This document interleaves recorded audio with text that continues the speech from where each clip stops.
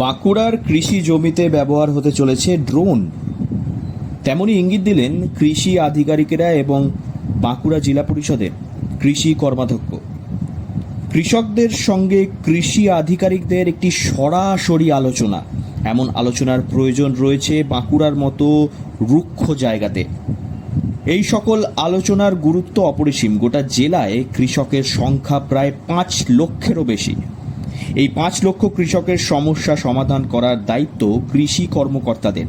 তবে একজন সাধারণ কৃষক ঠিক কি করবেন, কাকে বলবেন, কোথায় যাবেন, সরকারি দফতরে গিয়ে কার কাছে কি আবেদন করবেন, এই সব কিছুর জন্য একটি ধারণা তৈরি করার প্রয়োজনীয়তা বোধ করেন বাঁকুড়া জেলা পরিষদের কৃষি কর্মাধ্যক্ষ বিশ্বরূপা সেনগুপ্ত।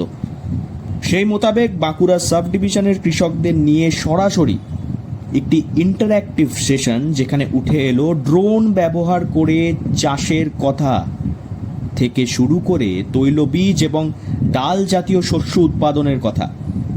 উঠে এলো ড্রোন ব্যবহার করার কথা। ড্রোন ব্যবহার করলে বাঁচবে সময়। বীজ কিংবা কীটনাশক ছড়াতে জমিতে যেতেই হবে না কৃষককে, ফলে বর্ষাকালের সাপের কামড়ের হাত থেকে মুক্তি পাবেন তারা।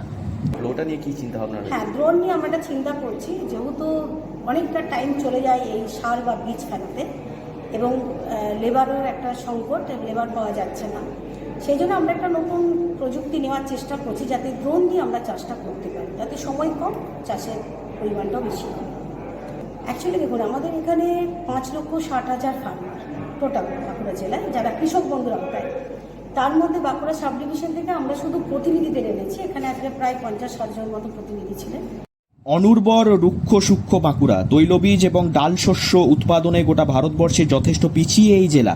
সেই কারণে জমিতে নাইট্রোজেনের পরিমাণ কমছে দিনে দিনে। ডাল শস্য চাষ করলে মাটিতে নাইট্রোজেনের ঘাটতি মেটানো সম্ভব।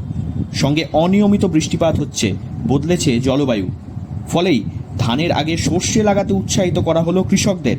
বাঁকুড়ার অ্যাডিশনাল ডিরেক্টর অফ এগ্রিকালচার বলেন, অড়হর, কলাই, যে কোনো মুসুর, যে কোনো আমরা যদি ডাল শস্য চাষ করি, তার উপকারিতাটা হচ্ছে যে কোনো ডাল শস্যের যে শিকড় থাকে, সেই শিকড়ের আমাদের নাইট্রোজেন ফিক্সিং ব্যাকটেরিয়া থাকে, যেগুলো আমরা শিকড়টা তুললে দেখব গুটি গুটি গুটি গুটি করে শিকড়ের গায়ে লেগে আছে। এগুলো হচ্ছে নডিউলস।